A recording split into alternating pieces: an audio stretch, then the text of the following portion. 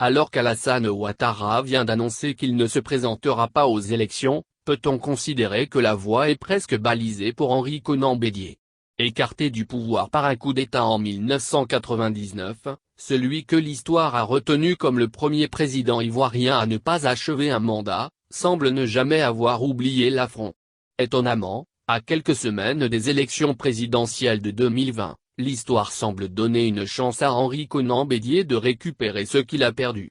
Un scénario qui verrait le phénix de Dacro effectuer, contre toute attente, une renaissance présidentielle 21 ans après avoir été déposée. À quoi ressemblera le prochain président de la Côte d'Ivoire? La question est d'actualité brûlante depuis quelques heures avec l'annonce d'Alassane Ouattara de ne pas se présenter à sa propre succession à la tête de la Côte d'Ivoire.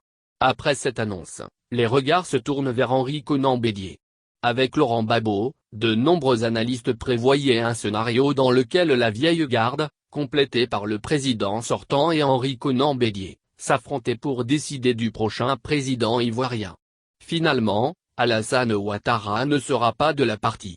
Et avec Laurent Gbagbo toujours en train de lutter avec la copie pour avoir le droit de rallier Abidjan, Henri Konan Bédié aurait presque une voie royale vers la présidence. S'il décidait de se présenter. Après cette annonce, les regards se tournent vers Henri Konan Bédié. De toutes les façons, depuis plusieurs mois, on se doute que l'ancien président souhaite clairement jouer les premiers rôles lors des prochaines élections présidentielles. En Côte d'Ivoire, le temps s'est arrêté dans les années 90.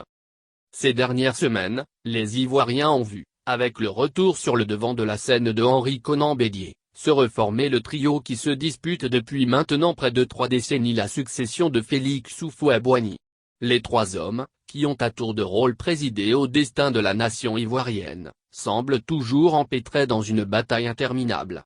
Le temps est passé, chacun a eu l'occasion de s'installer au palais présidentiel.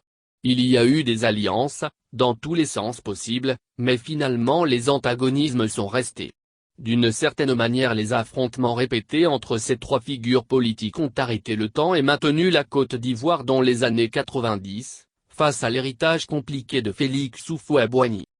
D'une certaine manière les affrontements répétés entre ces trois figures politiques ont arrêté le temps et maintenu la Côte d'Ivoire dans les années 90, face à l'héritage compliqué de Félix Houphouët-Boigny. Toutefois, le prochain scrutin présidentiel fera exception. 2 des membres du fameux trio ne seront pas au départ de la course.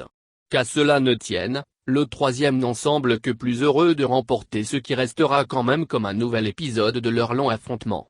Laurent Gbagbo et Alassane Ouattara sont hors compétition. Pour Henri Konan Bédié, c'est l'heure de prendre sa revanche sur 1999, l'année durant laquelle un coup d'État l'a mis échec et mat. Président, une revanche mais pas une vengeance. Redevenir président? Oui, ce serait une revanche, mais il n'y aurait pas de vengeance. Ce serait me rendre justice. Ce serait me rendre justice. Pour Henri Konan Bédié, les choses sont claires. À 85 ans, l'ancien chef d'État souhaite toujours devenir président, pas pour faire mal à un de ses adversaires, mais pour réparer une injustice commise en 1999. Le chef du Parti démocratique de Côte d'Ivoire, Pedeci, souhaite fermer la parenthèse de cet échec qui a significativement impacté l'histoire contemporaine de la Côte d'Ivoire. Pour le comprendre, il faut remonter aux années 90, plus précisément en 1993. Félix Houphouët-Boigny, le premier président de la Côte d'Ivoire vient de mourir. Son remplaçant désigné est alors le président de l'Assemblée nationale, Henri Konan Bédié. Né en 1934 à Dadiékro, près de Dacro, à 200 km au nord d'Abidjan, l'homme politique d'ethnie baoulé, comme le président défunt, a tout du successeur parfait. Véritable amoureux de son pays qu'il a connu sous la domination coloniale, il développe très tôt un fort sentiment identitaire. Après son baccalauréat, alors qu'il doit poursuivre ses études au Sénégal, à l'école William Ponty, il préfère, après n'y avoir passé que 3 jours, se rendre en France. Le destin d'enseignant ne lui convient pas. Il veut devenir avocat. Il s'inscrit à la faculté de droit de Poitiers.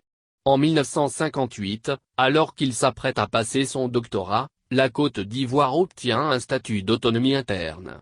Henri Konan Bédié rentre alors à Abidjan. Il y travaille, pendant quelques mois, à la caisse d'allocation familiale.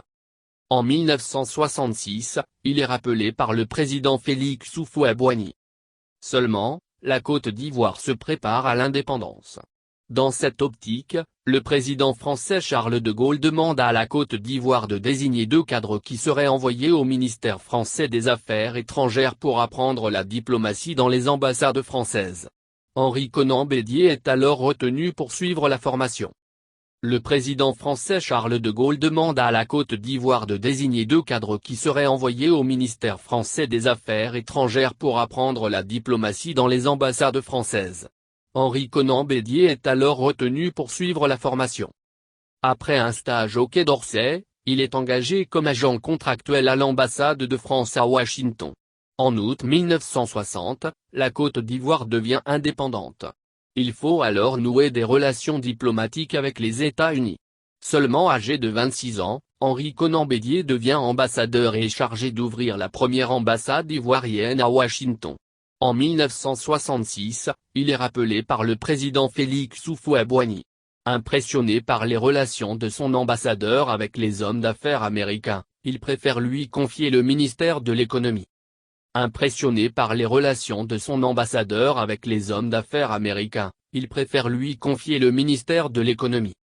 De plus en plus influent sur le plan politique, Henri Konan Bédié devient député, puis président de l'Assemblée nationale dans les années 80. En 1990, le président ivoirien modifie la constitution et afin que le président de l'Assemblée nationale lui succède en cas de vacance du pouvoir. C'est en application de ce texte que le 7 décembre 1993, Henri Konan Bédié devient le second président de l'histoire de la Côte d'Ivoire. Il succède également au défunt à la tête du PDOCI. Il ne sera élu président qu'en 1995, lors d'un scrutin controversé. Malheureusement, un coup d'État survenu en 1999 ne le laissera pas aller au terme de son mandat. Un retour de bâton quand on y pense bien. L'ivoirité, part d'ombre d'un homme qui avait du mal à se mettre en avant. En 1993, les Ivoiriens se rendent compte assez vite que leur nouveau président est relativement différent du précédent. Peu charismatique, discret au point de paraître effacé, Henri Konan Bédié a du mal à réellement asseoir son leadership. En plus, à cette époque, ses rivaux, l'opposant historique Laurent Gbagbo et l'ancien Premier ministre Alassane Ouattara, commencent à se rapprocher, unis par leur antagonisme envers le nouveau président. Le concept d'ivoirité a eu pour effet d'exclure Alassane Ouattara des élections présidentielles de 1995. Pour faire tomber le plus dangereux, Alassane Ouattara, alors très populaire, va apparaître, en décembre 1994, la nauséabonde notion d'ivoirité, un code électoral stipulant que tout candidat à la magistrature suprême doit être ivoirien de naissance, né de père et de mère eux-mêmes ivoiriens, doit n'avoir jamais renoncé à la nationalité ivoirienne, et doit avoir résidé de manière continue en Côte d'Ivoire pendant 5 ans. Être ivoirien de naissance, né de père et de mère eux-mêmes ivoiriens, doit n'avoir jamais renoncé à la nationalité ivoirienne, et doit avoir résidé de manière continue en Côte d'Ivoire pendant 5 ans. Le concept d'ivoirité est né et n'est en fait qu'une manière d'exclure Alassane Ouattara des élections présidentielles de 1995. Ce dernier est accusé d'avoir des origines burkinabées. Finalement Alassane Ouattara ne se présente pas. La grande majorité de la classe politique ivoirienne de l'époque décide alors de boycotter les élections de 1995, remportées haut la main par Henri Konan Bédié. Durant le scrutin, des incidents impliquant les partisans d'Alassane Ouattara et de Laurent Gbagbo surviennent. Le président demande alors au général Robert Guéhi, chef d'état-major des forces armées nationales, de faire intervenir ses troupes.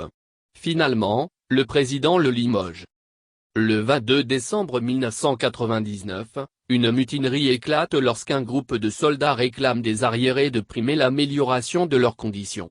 Le président banalise le mouvement qui se généralise et devient une crise de grande ampleur. L'émeute pille les magasins d'Abidjan où la population, déjà révoltée par les dégâts causés par l'ivoirité sur le tissu social ivoirien, commence à en avoir assez de l'inaction du président. L'émeute pille les magasins d'Abidjan où la population, déjà révoltée par les dégâts causés par l'ivoirité sur le tissu social ivoirien, commence à en avoir assez de l'inaction du président. Contre toute attente, Robert Guy, qui n'était pas mêlé à la mutinerie, se présente comme le porte-parole des mutins et annonce la destitution du chef de l'État, la dissolution de l'Assemblée nationale, du gouvernement, du Conseil constitutionnel et de la Cour suprême. 24 décembre 1999, Henri Konan Bédier perd le pouvoir et s'enfuit. Dans la rue, la liesse éclate. Bédier est tombé, ni. Henri Konan Bédier s'enfuit vers l'ambassade française. Il quitte le pays et part pour un exil dont il ne reviendra qu'en 2001 pour le Forum de réconciliation nationale. Une année plus tôt, Laurent Gbagbo a été élu président d'une élection à laquelle étaient exclus Alassane Ouattara et Henri Konan Bédier. Renaître comme un phénix. Les deux anciens ennemis décident de s'allier. Ensemble, ils créent le Rassemblement des Oufouettistes pour la démocratie et la paix, RHDP, pour affronter Laurent Gbagbo aux élections de 2005. Mais dans cette coalition, Henri Konan Bédier n'a pas le dessus. Politiquement, il est plus affaibli que jamais.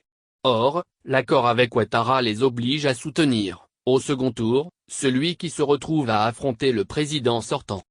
Pour reprendre des couleurs, il se transforme en opposant vindicatif, critiquant à diverses reprises l'action gouvernementale. Les nombreux reports du scrutin permettent à Henri Konan Bédier de se remettre en selle. Peu à peu, l'aigreur et le goût amer laissés par le coup d'État de 1999 se transforment en fureur de vaincre. Le sphinx de Dacro, comme le surnomment ses partisans, veut renaître, tel un phénix. Peu à peu, l'aigreur et le goût amer laissés par le coup d'État de 1999 se transforment en fureur de vaincre. Le sphinx de Dacro, comme le surnomment ses partisans, veut renaître, tel un phénix. Mais, malgré ses nombreux efforts, il ne se qualifie pas pour le second tour lorsqu'ont finalement lieu les élections en 2010. Il appelle à voter Alassane Ouattara, après avoir contesté les résultats du premier tour. Finalement Alassane Ouattara prend le pouvoir en 2011 après une longue crise. En 2015, lors des élections suivantes, il appelle à soutenir Alassane Ouattara dès le premier tour des élections présidentielles. Henri Konan Bédier se met alors à nouveau sur le pied de guerre. Seulement, quelques années plus tard, les relations entre les deux anciens rivaux se gâtent à nouveau. Alassane Ouattara n'aurait pas respecté un accord dans lequel il aurait promis de passer la main au PDC en 2020. Henri Konan Bédier se met alors sur le pied de guerre. Déterminé à devenir président, à nouveau, il serait allé nouer un accord de collaboration avec Laurent Gbagbo. Le fils de Dacro y tient. Pour y parvenir, il serait prêt à tout, ou presque. En attendant, il maintient le suspense et n'a pas annoncé sa candidature. Mais, même les néophytes du poker menteur ivoirien qui se joue depuis plusieurs années en sont conscients, l'occasion est trop belle.